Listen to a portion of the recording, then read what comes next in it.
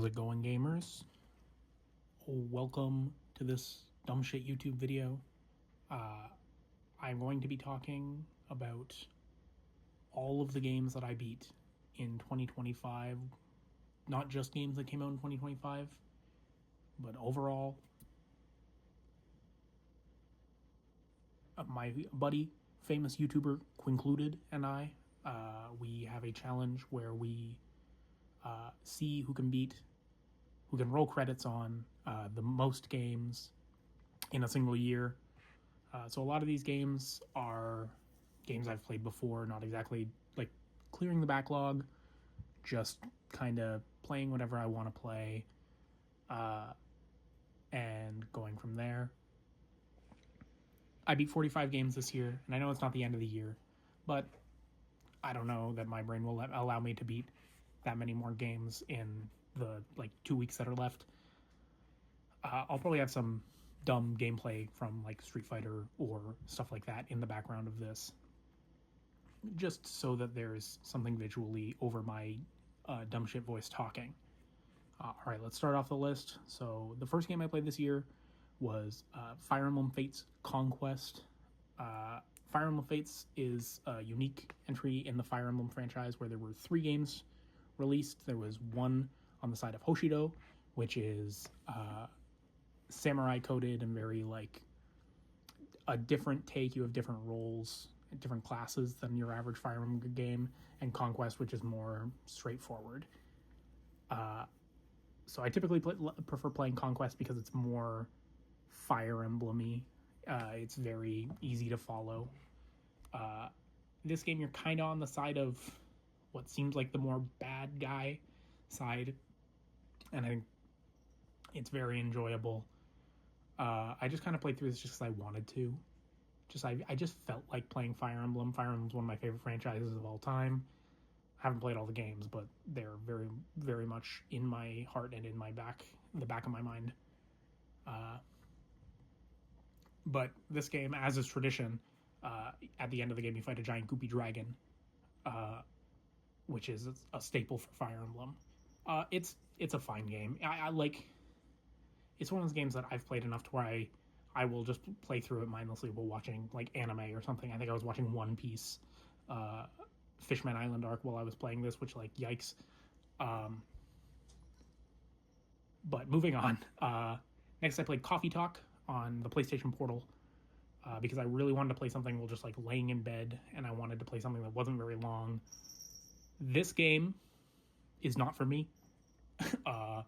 This is a game where you just kind of make coffee for people, and it's a little independent game, and it's got this nice art style, and there's a big buff orc lady and things of that nature, but you're mostly just making coffee and then listening. It's like a visual novel. It's not for me. I was gonna play both games because neither were very long, but then I beat this first game and I was like, I can't stomach playing more of this. It's so out of my wheelhouse. But this is where I'm going to explain to you what me and Quentin call numbers games, where it's just a short game that you kind of beat and then throw on the list. This is my first playthrough of this so I wouldn't really consider it a numbers game per se, but if I played it again, it would definitely be one of those games I'm just throwing on because it takes a day to beat. Throw it in for a number. The next game I beat was Fire Emblem Fates Revelations, which is the third part, the third game in the franchise for Fire Emblem Fates, where this game is more about you're bringing all of the characters from the first 2 Fates games together, and it sucks. The maps in this game are all weirdly gimmicky and puzzly, and it feels weird, and it's cool to have both Nohr and Hoshido's characters. Having Xander on the same team as Ryoma is awesome. It's fucking awesome. Both of those characters rule, but that's not enough to really bring it, especially when I'm just running around mostly with Ryoma, because Ryoma in Fates can basically solo maps completely by himself, especially in the late game, if you give him the right skills. It was less fun than Conquest. This was my first time playing Revelations. I'd played Conquest a whole bunch of times, I've played Birthright, which is the other Fates game, multiple times, but Revelations was my first time, and I like it less than the sum of its parts. If you catch my drift, it's kind of mediocre. All things be said, but I'm glad I at least played it because it's another Fire Emblem game I wanted to get off the docket. Hello, Duchess. Next up, played Baldur's Gate 3. Played this co-op with Quentin, so this is on both of our lists. We love Baldur's Gate. At first, it kind of didn't sit with us because we, or at least I, had been hearing a lot about like people glazing it to an insane extent, and like it's deserved, but sometimes I hate when the discussion becomes that like this is the only good game that came out this year and we just forget everything else. But Baldur's Gate 3 is very good. It's one of my top 10 favorite games of all time. It was just annoying listening to people glaze it for very long. This playthrough, I think we just modded the hell out of the game, but we still like only used like 4 characters. I don't even remember what we played as in this run, but it's a very good game where you go through like a D&D inspired story. If you haven't heard of Baldur's Gate, everyone's heard of Baldur's Gate at this point, but you go through a very D&D inspired story. You have D&D classes, D&D spells, stuff like that, D&D enemies, and you end up fighting a giant fucking brain. So S-tier game. But it's another one where we've played it. I have hundreds and hundreds of hours in this game. It's one of those games where we kind of know what we're doing in it, so we kind of blaze through it relatively quickly. But it's also the kind of game where you kind of find out things every playthrough. Like, even now, there's still stuff we come across where we're like, oh shit, this enemy can do this, or we can do this. It's super, super cool. Moving right along, because I like to just blaze through this. We played Monster Hunter Wilds. This is a game I bought right as it came out. I'm a big Monster Hunter World fan. It's one of my favorite games of all time. So when this came out, I knew I had to get it. It's not as good, but it is still good. I don't like what they did to the hammer in this game. In Monster Hunter World, I mainly used the hammer, the hunting horn, and the light bowgun. I did not like the way the hammer plays in Monster Hunter Wilds. I like a lot of the enemy designs. Some of the NPCs are a bit annoying, but it's a fun game. I very much enjoyed it. This is probably one of my favorite games I played this year. I didn't play a lot of the great S-tier games that came out this year, but this is one that I think was very good. And I mostly co-opted it with Quentin, so this is also on both of our lists. But yeah, it's a very good game about just kind of fighting monsters. It's an action game. The more you fight a certain monster, you will kind of strip it for parts as you beat it, and you'll be able to make armor out of it or upgrade your weapon out of its parts. So if you fight, I think it's called the cockatrice. Probably not. That sounds not like a Monster Hunter thing and more like a D&D thing, but you fight this giant fire chicken thing that's also somehow like a T-Rex, and it shoots fire, and so you can get fire-resistant armor out of its hide, or you can imbue your lance with fire. It's a very cool system. It's a little grindy, but fighting the monsters is always very cool. It's basically a game of just straight boss battles, which is always awesome. But yeah, that game's I think an 8 out of 10. I really enjoy it. 8 or 9. I really enjoy Monster Hunter Wilds. I probably should have been giving scores to the other games, but for the most part, they were kind of things I played through or stuff I didn't like. But then I played Mortal Kombat 1. I've been playing Mortal Kombat with friends since I was a small boy, a little boy.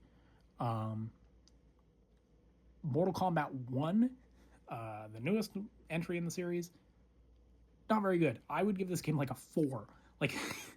The every character in this game looks very similar. And I get that it's kind of like all the ninjas have similar designs, like, coming up, but this one's really egregious, where almost every character is near identical. Even someone like Reptile, who in previous games is a literal lizard man, is kind of just like a guy who can turn into a lizard in this, who looks just like Scorpion and Sub-Zero pretty much. This game's like a 4. It's like really not worth it unless you're like a huge Mortal Kombat fan and a huge fighting game fan.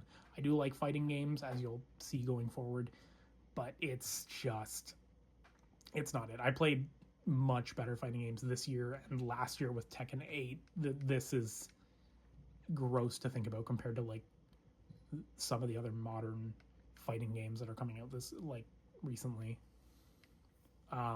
Moving on, we got Pokemon Y. I just got this, like a physical copy of this to add to my collection from a friend, and it's fine. Pokemon Y, I like the region. I like the EXP all. I know a lot of people say it makes the game too easy, but like just don't fight every single thing that pops up for you and you'll probably be fine. It's fine. I really like Chespin. Chestnut is a very good starter, and I think it introduced some really cool Pokemon like Aurorus or Tyrantrum. Those are really cool, especially as far as fossils go. Some of the fossils are really hit or miss in other Pokemon games. But I think Y is pretty good. Pokemon Y is another one I've played a lot, because I played it when it came out, when there was the big Pokemon games boom again. It's fine. It's like a 7. It'll always be okay. I'm a huge Pokemon fan, so I always play a couple Pokemon games every year. Immediately after that, I played Pokemon Fire Red. Pokemon Fire Red is obviously really good. I think the Game Boy Advance era of Pokemon games was just very good in general. In fact, I typically tend to like it more than like Diamond and Pearl, maybe less than Platinum, but better than Diamond and Pearl.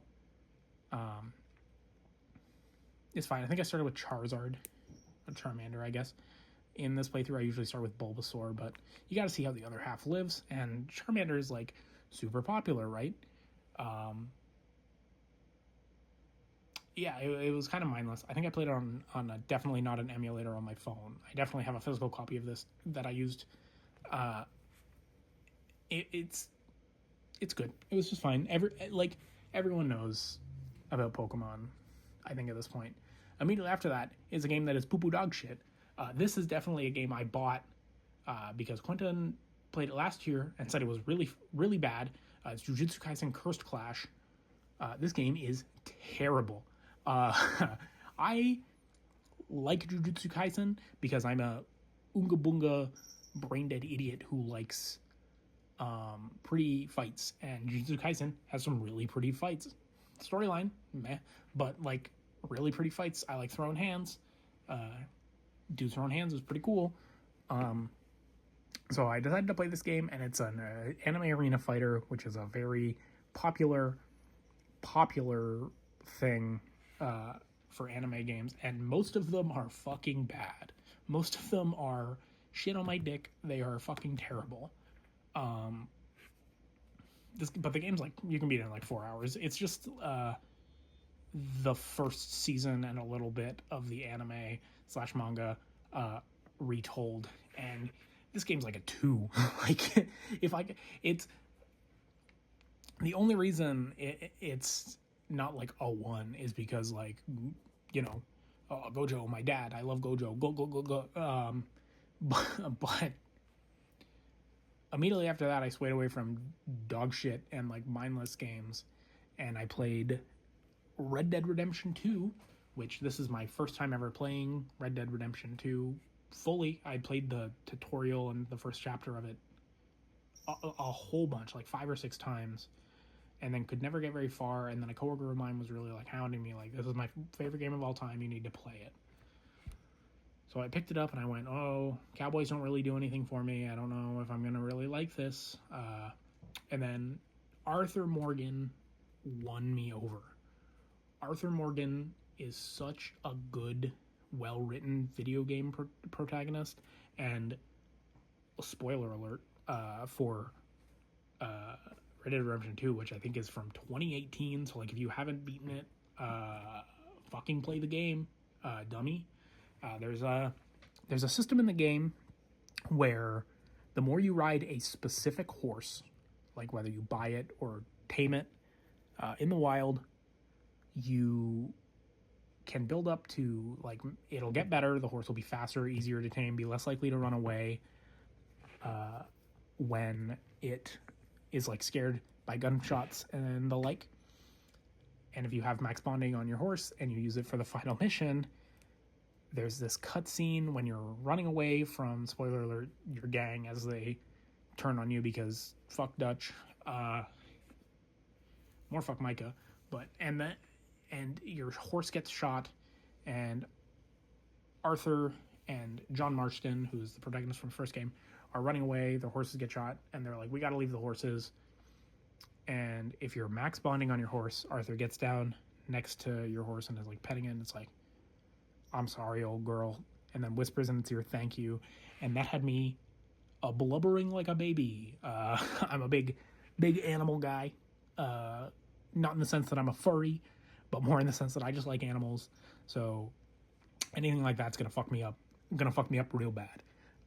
So that happens, and then you are still running away from the gang. And at this point, Arthur is slowly dying of tuberculosis due to factors that happen in Chapter 2.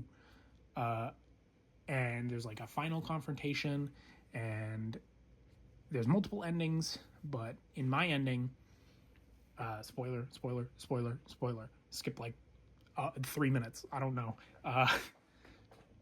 Arthur slowly died on the side of a mountain while looking at the sunset or sunrise. And it was beautiful. And I continued to cry like a blubbering baby from the time that the horse died until the very end of the game. And that final mission really put it over the top for me. I think the game's like a 9.5. Like, so near perfect. There's a few things that really put me off, like the opening tutorial segment being really long. And there's a chapter like right close to the end, I think it's the second last one, where you're kind of on an island doing a revolution.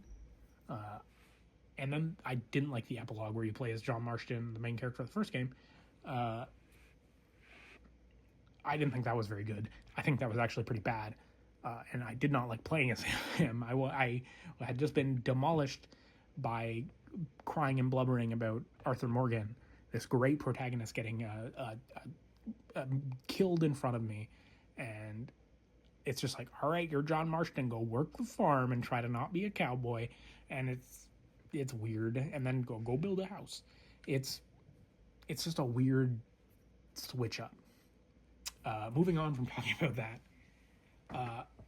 right after I was finishing Red Dead 2, the Nintendo Switch 2 came out, and once I saw that it came with a Mario Kart game, Mario Kart World, I knew that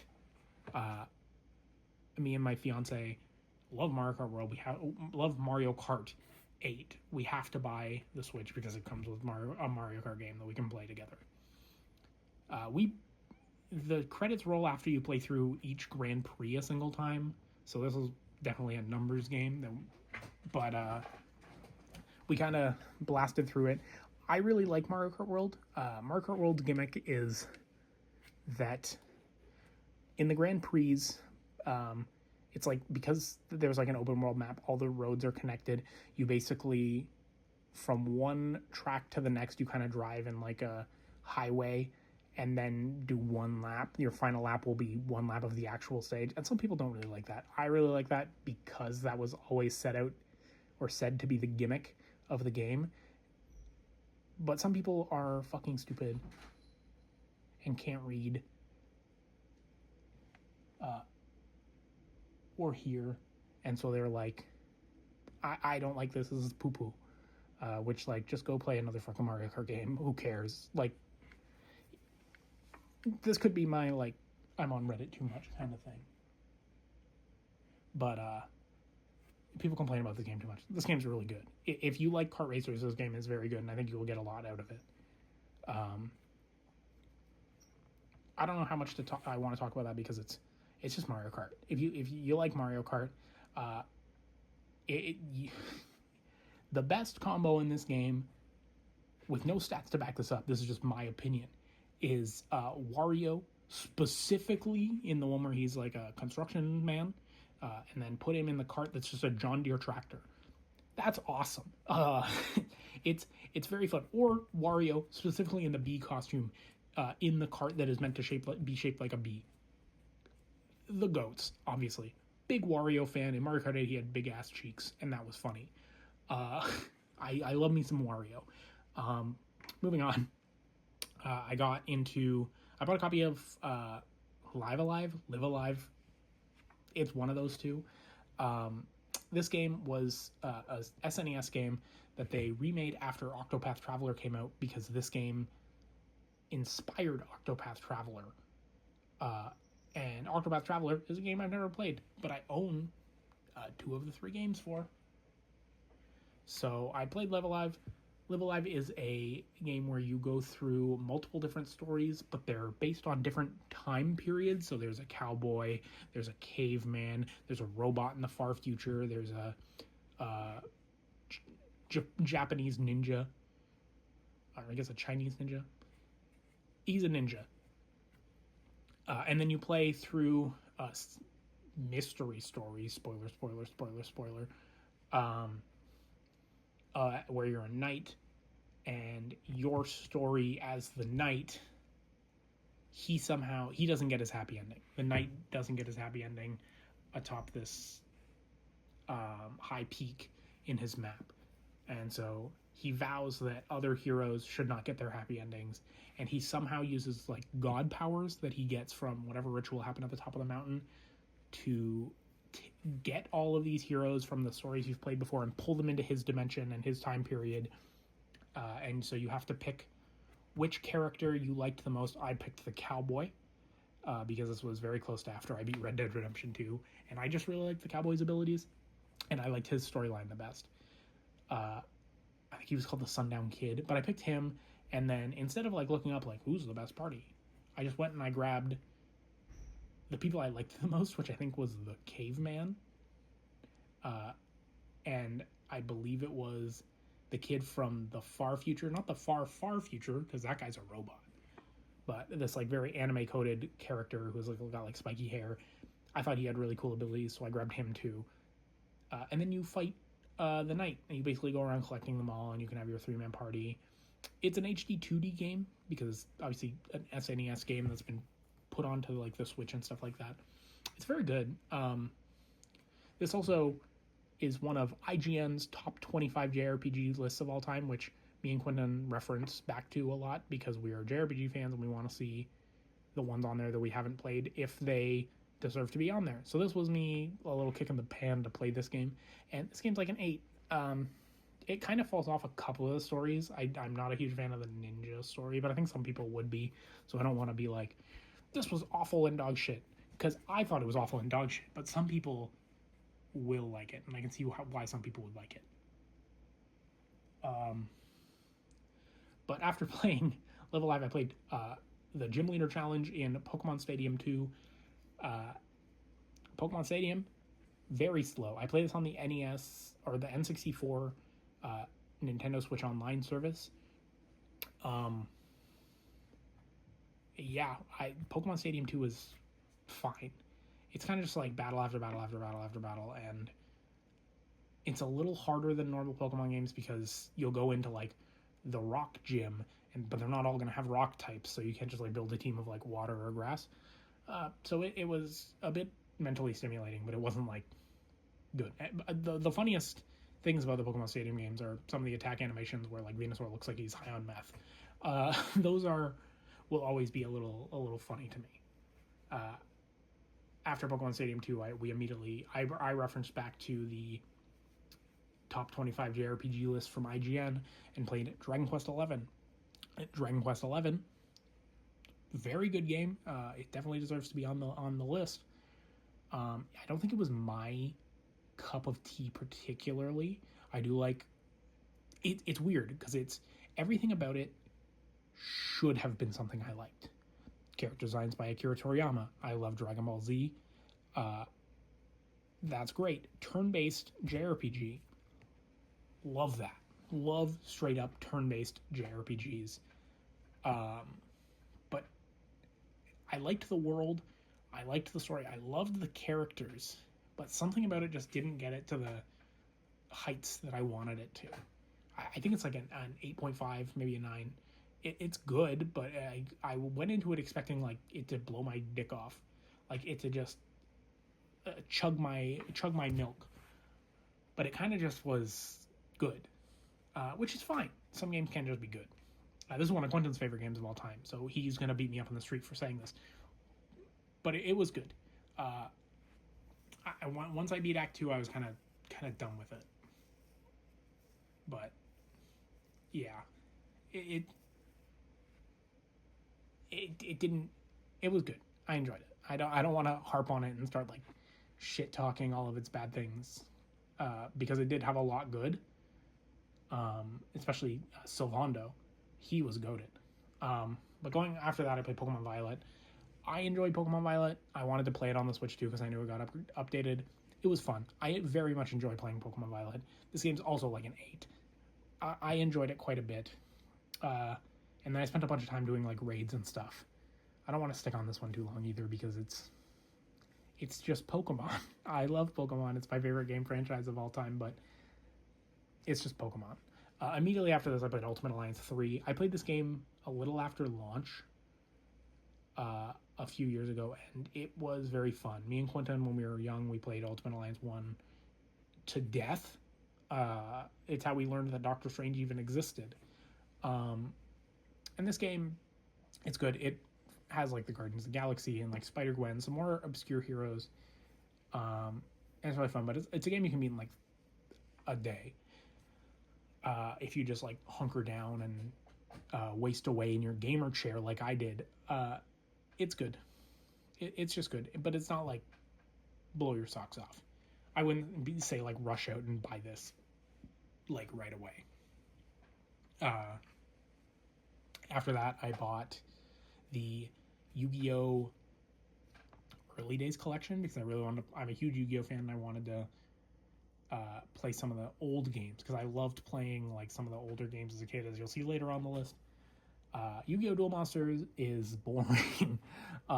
It's like it's the first Yu-Gi-Oh! Game ever made, so a lot of the monsters are like 500 attack points, and you have to fight the same guys over and over and over again. And it's boring, but it's also like 4 hours long. It's a numbers game. With the Yu-Gi-Oh! Related collection, you can turn on cheats. I didn't. I swear. It's fine. I probably should have just turned on cheats for this and just like blasted through it, but I really wanted the experience of playing it. I think you basically just play through for this one. It's the story of Duelist Kingdom, but obviously like lamer because you have to battle people like 4 times to like get past them. So like I did not want to duel Tristan 4 times. Just let me duel him once. After that, I played South Park: The Stick of Truth on my Switch. This game, for some reason, ran like shit. I managed to tough it out because it's like not a super long game. I love South Park: The Stick of Truth, but for some reason, even on Switch 2, it kind of ran like dick and balls. Like it was fun to an extent. I think I played as the Jew class, which is something. I played as the Jew class in this, or the Rogue, one of them. It was fun. South Park: The Stick of Truth is always very fun, and it's super short. I love the alien probe scene. Watching your character get... I'm not going to continue this sentence because I realize this is South Park. But your character is basically an OC with the powers of farts, and it's South Park humor. So if you don't like South Park humor, it kind of sucks. And I think it kind of drags its feet towards the end where you have to like fight through Mr. Slave's colon. That kind of blew.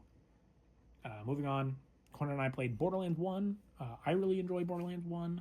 I think we were prepping for Borderlands 4, which I never even ended up buying. Borderlands 1's very good. I think I played as Lilith, the Siren in this, and everyone says that the Siren is very strong. I didn't feel it. I typically play as Brick or Roland, and they feel way better. But yeah, Borderlands 1, super good. Super good game. Not as good as Borderlands 2, but we'll talk about that later. South Park: The Fractured But Whole I played next, and this is very similar, but it's got instead of like turn-based normal RPG combat, it's kind of a weird tactical RPG. It actually plays kind of similar to Live Alive in the gameplay situation, but it's this one, South Park: Stick of Truth, is about them cosplaying fantasy creatures to South Park kids, and it's pretty fun. South Park: The Fractured But Whole is, I think, funnier. I don't like the gameplay as much, but it's a funnier game, and the kids play as superheroes in this. If you've seen any of the South Park episodes where they play as superheroes, it's good. It's fine. It's a fine game. This one crashed a lot on Switch for some reason. I don't know why it can't handle South Park games. The Switch is a Karen who just can't stand fucking South Park. Immediately after I played Borderlands 2 with Quentin. This is another situation where I don't even remember who I played when we played Borderlands 2. Maybe Krieg. It was Krieg. I really enjoyed playing as Krieg. Borderlands 2, very good. One of the most iconic gaming villains of all time in Handsome Jack. Some of the humor doesn't age very well when you're not 15 years old playing the game, you know what I mean? But the gameplay holds up. Unlike the next game, Mortal Kombat vs. DC Universe, I played this as a kid when I had a PS3, and I thought it sucked. And so I played it again as a grown-ass man with bills to pay, and it sucked. And it really sucked. This game is shit. This game is fucking dog shit. If you're a huge fighting game fan, skip it. if you're a big DC Comics fan, don't play it. If you love Mortal Kombat and want to play everything with Mortal Kombat, I'm sorry. Mortal Kombat's kind of in the shitter right now. Yeah, the game's bad. It's a PS3 game, so I had to bust out my PS3 just to play this.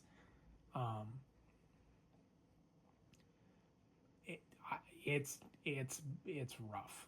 A lot of the characters play very similar to Injustice, at least on the DC side, which is fine. But it just made me wish I was playing Injustice 2. Right after, or I guess during, we played Borderlands the pre-sequel. I really enjoy Borderlands the pre-sequel. I like the moon movement and stuff. But there's really not a whole lot to say about it. It's very out of mind because I played this 100 times.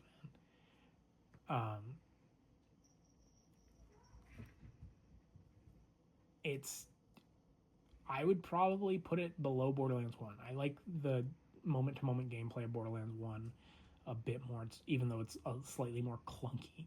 But it's still pretty good.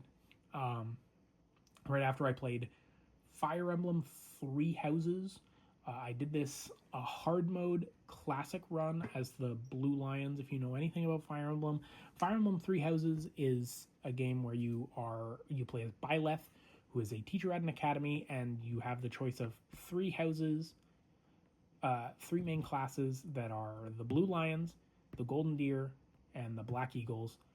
And each of them has their own lord tied to it and their own story tied to it. And then there's a fourth route where you basically start by siding with the Black Eagles, and then you kind of end up siding with like the main church in the game. I like the Blue Lions. They have Dimitri, who his whole character is that he's a prince of the Holy Kingdom of Fargus, and then he turns into a psychopath who wants to murder everybody. He rules. He's a great character. A lot of the Blue Lions are incredibly likable characters. A lot of them died in my playthrough because in Fire Emblem I had there's permadeath, and it was hard mode, so I had quite a few deaths. But thankfully I managed to recruit some of the students from the other classes to fill their places on the battlefield. Not in my heart, never in my heart. Um, Fire Emblem Three Houses. I think I have a list that's just like my 10 favorite games of all time. And I think Fire Emblem Three Houses is probably number 3. It's very good. I played this game on launch. I have hundreds and hundreds of hours in this game. If you haven't played it, play it, or I hate you. I'm gonna beat you up in the street if you don't play Fire Emblem Three Houses. This is a threat. Um, Next game I played was Yu-Gi-Oh! The Sacred Cards. This is another game that was on the Yu-Gi-Oh! Early Days collection. It's a Game Boy Advance game where you play as an OC and you basically play through the Battle City arc, which is widely regarded to be one of the better arcs in the OG Yu-Gi-Oh! Anime. This game is very fun. You have to like buy packs and stuff. I guess you buy specific cards in this one. A little confusing at points. I really did not like dueling Mako. The worst thing about this game is there's a Pokemon type advantage system where Mako's deck is really strong and like everyone in Mako's area is like really strong unless you just build a deck of like thunder types and then you can just like dog walk the whole area. So it was a little lame having to change up my whole deck just to be able to deal with Mako's little dumb aquarium area. But like I think aside from that, the game's not very long and it's super fun. I would give the game like an 8 or a 9. I very much enjoyed this game, especially as far as the old Yu-Gi-Oh games go. It's very good. Immediately after it, I played Yu-Gi-Oh! The Duelist of the Roses, which is one of my childhood favorite games. This game is another weird one where it's basically a tactical RPG with Yu-Gi-Oh cards, but it's also based on the real life War of the Roses, but with Yu-Gi-Oh characters. It sounds like a stupid concept, but if you haven't played this game, give it a shot. It's so weird. It's so weird and fun, unlike some other Yu-Gi-Oh games that I'll touch on soon. It breaks up the monotony of a lot of modern Yu-Gi-Oh games are just, hey, you like Yu-Gi-Oh? Play Yu-Gi-Oh. Like again, play the story of every Yu-Gi-Oh anime and just play the Yu-Gi-Oh card game normally, which I think after a couple series, Yu-Gi-Oh stops being fun to play.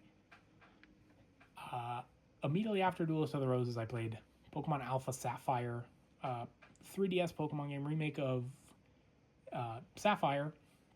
It's good. I used Swampert, I think, in this playthrough as my starter. This game, famously, IGN gave a low score because it had too much water, even though it was a direct remake of a Game Boy Advance game that had a lot of water, and it was kind of the point. Like, the region is designed to be like an island, a bunch of islands. So this is my I hate IGN little pop off of the video. Immediately after, I played Yu-Gi-Oh! The Falsebound Kingdom, which is a GameCube exclusive Yu-Gi-Oh! Game. This game is another game I played as a kid, and when I revisited it this year, it's not very good. It wants to be like an RTS, like a real-time strategy thing where you have a castle and you can send one of your Yu-Gi-Oh! Characters like Pegasus out, and he has like 3 monsters that are tied to him, and then if you touch an enemy's castle or an enemy's monster, you have to battle them in like a turn-based RPG style. So it's like a weird mix of an RTS and an RPG, and the story's not very good. You basically are in, it's like filler. Although a lot of the Yu-Gi-Oh filler is you get put into a video game or something. And the main villain, Scott, is just named Scott, wants to like trap you in the video game, I think, to take over Kaiba Corp, because of course he does. It's not very good. Don't play this game. Don't play this game unless you like love Yu-Gi-Oh. I don't think it's like so bad that like you couldn't find something out of this, like Mortal Kombat vs. DC Universe, but I don't think it's worth playing. And it's long. Also, it's really drawn out. Everything moves incredibly slow. If you can play this on like an emulator, I think you might actually get something out of it, but kind of sucks. Immediately after, I did a career mode in UFC 5, which rolls credits. I think my goal for this one was just to be a heavy-handed striker, but I was in the flyweight division. I'm a decently big UFC fan. So I've owned this game since a little after release. It's something I go back to just as a comfort because the fights can be very quick, and I really like the moment to moment gameplay of UFC 5. But there's not really much to say about it because it's just UFC. I punch and kick, unga bunga. After that, I played WWE 2K25. I'm a huge wrestling fan, but this is also not much to say about it. I played the showcase mode, which was okay, and then I played the My Career mode, which is like my main draw for the WWE games. The My Career mode for WWE 2K25, I think, is one of the worst ones they've ever done since like 2K15. The career mode is basically you make either a male or a female superstar, and you go into WWE, and then you get your ass kicked, and you have to bring in your friend, who you get to decide on their personality and make them too, and they're whatever gender you aren't. And then, spoiler, as you go on, your companion betrays you. And because I had my companion be a comedy gimmick, if you don't know what that means, gimmicks are your character in wrestling. It was a comedy gimmick, so it kind of felt so weird when they started just being a raving dick. And then you end the career mode with an intergender match, where you just beat the shit at, which I was playing as a man, so you just beat the shit out of a woman. And it's so not great. And the voice acting is terrible in this game. Like, absolutely terrible. And, you know, it's a wrestling game, but, like, it doesn't need to have terrible voice acting. Yeah, this game's like a 4. Like a 3 or a 4. It's not very good. Immediately after, I played Final Fantasy Tactics: The Ivalice Chronicles, which is a remake, more of a port with some added bells and whistles of Final Fantasy Tactics, the OG PS1 game. This game is fantastic. I'd never played Final Fantasy Tactics before, but I'm a huge tactical RPG fan. This game is fucking chef's kiss, like finger licking good. I feel like I'm going to play this game almost every year. It's got very deep tactical RPG mechanics. The maps are small, so the combat isn't like incredibly long either. Some of the maps are really hard. Like, there's a famously hard one where you have to play as just the main character and 1v1 a guy who's like really high level for where you are in the story, and then immediately he turns into a demon and you have to fight him again with your whole party. It's a very fun game. I would give this game like a 9. This is one of my favorite games I played this year, with only maybe like one thing really surpassing it. It's like at the very end. But if you like tactical RPGs and you haven't played Final Fantasy Tactics, you're fucking stupid. Because I was stupid until I played this game. Immediately after, I played Naruto Ultimate Ninja Storm 2. Naruto's my favorite anime of all time. Please don't hate on me for saying that. I'm a scared little boy with feelings. But it's Naruto Ninja Storm 2 is like fine. The Ninja Storm games are like, a lot of people blame them for the oversaturation of anime arena fighters, and I see it. I definitely see it. There was way too many Ninja Storm games, but I had fun with my time with it. Will I ever play it again? Probably not, unless I really need the number. Immediately after, I played Metal Gear Solid Delta Snake Eater, which is the remake for Metal Gear Solid 3, which is the first game in the Metal Gear timeline, or Metal Gear Solid timeline at least. I have never finished a Hideo Kojima game. Metal Gear Solid Delta Snake Eater is very fun. It's goofy, and I think that's what I like the most about it. Ocelot in this game is very funny. The way he just went to like call guys, or just to try to be intimidating, I think. And then there's a cutscene where you're like facing off with him right before a boss fight, and he just starts spinning his revolvers around his fingers for a very long time. He's like my favorite character in that game, and every time he is on screen, it's like a 10 out of 10. But a little history, I don't really like stealth games, stealth-focused sections of games. And you can kind of go in guns a-blazing for Metal Gear Solid, but it's not really, like, you're not meant to. But I did really enjoy my time with this game. It's something I think I will definitely revisit, but I want to play the other Metal Gear Solid games before I revisit it. Immediately after, on launch, I played Pokemon Legends ZA. I know a lot of people don't like this game, and to be fair, it is bum shit ugly. This shit this shit does not need to look as bad as it does. The gameplay though is really fun, and it's kind of a weird guilty pleasure for me this year. So I really enjoyed my time with it. I even played some of the like ranked free for all battles, which like don't do that. It's kind of just everyone spamming like really strong stuff. I tried to use like Kangaskhan, like Mega Kangaskhan, because I thought Kangaskhan was cool, and it's so weak compared to like everyone just using an Alpha Gyarados. Yeah, this game's like, I would give it like a 7. I really enjoyed my time with it, but I also can understand that it's like not a objectively good game. After I was playing that, I had like an epiphany because Kirby Air Riders was coming out soon, that I wanted to play every kart racer or major kart racer that came out this year, because kart racers were eating good. And so I bought a copy of Sonic Racing Cross Worlds. This game took me 3 hours to beat, and I spent 100 Canadian dollars on this game. I kept hearing people say that Sonic Racing Cross Worlds was better than Mario Kart World, and I think those people might have hit their head like really hard, because this game sucks. It's got the cool Sonic aesthetic and like the great Sonic music, but like aside from that, it doesn't do anything for me. And people complain about the Mario Kart World, gimmick of driving to the map and then doing one lap in said map.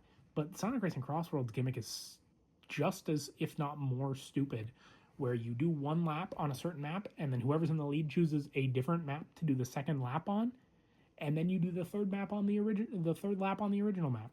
It's stupid. It's very dumb. I would give this game like a really low score. It's really pretty and has good music, and that's like the only real draw to it. And you can play as Hatsune Miku and Joker from Persona, and I think his name Ichiban from Yakuza Like a Dragon.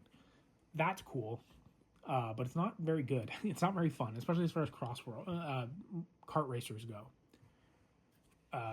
After that, I played the Oblivion remaster, and I've been slowly working on the Oblivion remaster because I was a huge Skyrim fan, but it just doesn't do it for me like Skyrim does. I don't know what it is. It might just be I played Skyrim first, and I also kind of like bum rushed this game. So maybe if I go back and I like really like sink my teeth into it, I'll like it a lot more. It's like, it was fun. I love Bethesda. It was fun. I just don't think I got anything out of it. Part of that could be I was playing as a mage and like trying to like raw just like mage only it. And it doesn't seem like the game is really great for that. It wants you to do a mix. After that, I played Kirby's Dream Land for the original Game Boy. I played this on Nintendo Switch Online. This game takes like 30 or 45 minutes to beat, and it's like the first ever Kirby game. So it's before they even did the gimmick where you could like absorb the abilities of different enemies. So you kind of just suck them up and shoot them out as stars. It was really fun. It's a cute, like, small platformer, and it's weirdly one of the like some of the most fun I've had playing a game this year. And it's like an original Game Boy black and white Kirby game. I love Kirby. Kirby can do no wrong. But immediately after that, I played the second ever Kirby game, which is Kirby's Adventure for the NES, which is where they came up with the gimmick of absorbing powers. And this game rules until the final boss.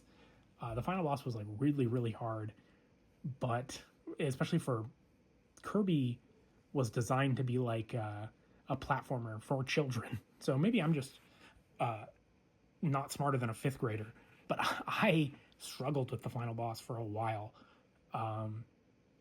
But Kirby's Adventure was really cool. The introduction to being able to like absorb the abilities of enemies, and already having like the iconic like the cutter enemy and the sword enemy is very cool. There's a fight in Kirby's Adventure where you fight Meta Knight, and he throws down the power up for the sword, and you have to have an actual sword fight with him, and it's awesome. It's actually really cool. Then I played the Outer Worlds 1 and 2. I'm a huge Fallout New Vegas fan, So I had always been semi-curious about the Outer Worlds 1, but every time I played it, it just didn't really do anything for me. So I kind of like forced my way through it this time, and I enjoyed it, but not a whole lot. And if it wasn't for the fact that both games were relatively short, I probably wouldn't have stuck through the first game. So then I played the second game, which came out this year, and I enjoyed it a lot more. I think the characters are way more likable, but the story I think is harder to follow in the second game. I would give the second game like a 8, like a 7 or an 8, 7.5 probably, like lean more towards 7. I like the weirdest decision I think you can make in the Outer Worlds 2 is spoiler. At the very end, you can give this almighty plot MacGuffin to one of your companions, but 2 of the companions you can possibly have are psychos. And I had one of those psychos on my team, and my fiance was watching me finish this game, and she's like, "You should give it to the one psychopath." But I didn't. I gave it to the companion you get literally right away, who's like in the story with you the whole time, because that felt like the canon ending. So I gave it to him, and I think the game's like fine. I had fun playing it. I think the combat is very fun, but some of the like weird puzzles and stuff they throw on, and some of the map design for some of the planets are kind of mid. After that game, I got really hooked on Street Fighter 6. Very hooked. Street Fighter has always been a fighting game I could not get. I'm a big Tekken fan, but I loved all the designs for Street Fighter, and I really wanted to get into it. So in Street Fighter 6, they kind of introduced like a simplified control scheme. So I, hopped into that, played some Zangief, was playing some ranked. Very fun. Street Fighter 6 is a very good fighting game. Very in-depth. And they balance it, I believe, by if you use the simplified controls, you do a little less damage. And I think that's interesting, because I would definitely take the trade-off of not having to do full circle to do the Zangief's strongest move to just, I have to do it like 2 more times to get a KO. It's super great. If you're a huge fighting game fan and you haven't played Street Fighter 6, what are you doing? Like, just play it. Immediately after that, Kirby Air Riders came out, and I was so hyped for this game, and then I did not like it very much. I liked it more than Sonic Racing Cross Worlds, but something about it just didn't vibe with me. I played through the story as a Waddle Dee, and if you want to know what an acid trip feels like, just watch the story cutscenes from this game, because they are a trip. The coolest thing about this game is the edgelord Dedede Noir that's in it, and like at the end, after you beat like the final boss, you kind of have to race him to the like husk of the final boss, and it was really cinematic and really cool. But yeah, this game that was kind of it. The story is like a roguelike, and it's weird. After that, or I guess during that, I was kind of playing Fire Emblem Engage, a hard mode classic run all year. And like after Three Houses, of course, I moved on to this. And, Engage has one of the most busted gimmicks in Fire Emblem, where you have to go and collect rings that are previous Fire Emblem protagonists or characters, and you give them to your characters in this game, and you can do like a power-up, like Giga move based on said former protagonist. This game has some maps that are very hard. One of the second last missions has infinitely spawning enemies, which is cringe, especially when I permadeath-on. I think I lost half my team in that mission. Game's good. Game's very good. I enjoy Fire Emblem Engage. I know a lot of people kind of poo-poo it because the story is kind of generic, and it is. But, fuck off. I love Toothpaste Chan, and I think that the game is very good. So, and my opinion is the only one that matters. This is my fucking YouTube video. Right after that, me and Quentin played Remnant from the Ashes, which we had never touched the Remnant games before this. So we decided to hop in the first game, and I believe we really enjoyed it. Except for the final boss fight that can fuck off forever. That shit fucked us up. My favorite boss that we got, because it's like procedurally generated where you won't every playthrough should be somewhat a little different. My favorite boss fight is there was a big monkey with a big stick, and he had like lightning powers. I loved fighting that thing. It was weirdly like easy, but like I very much enjoyed fighting that thing. And I'm a huge Dark Souls fan, so I love me a good boss fight.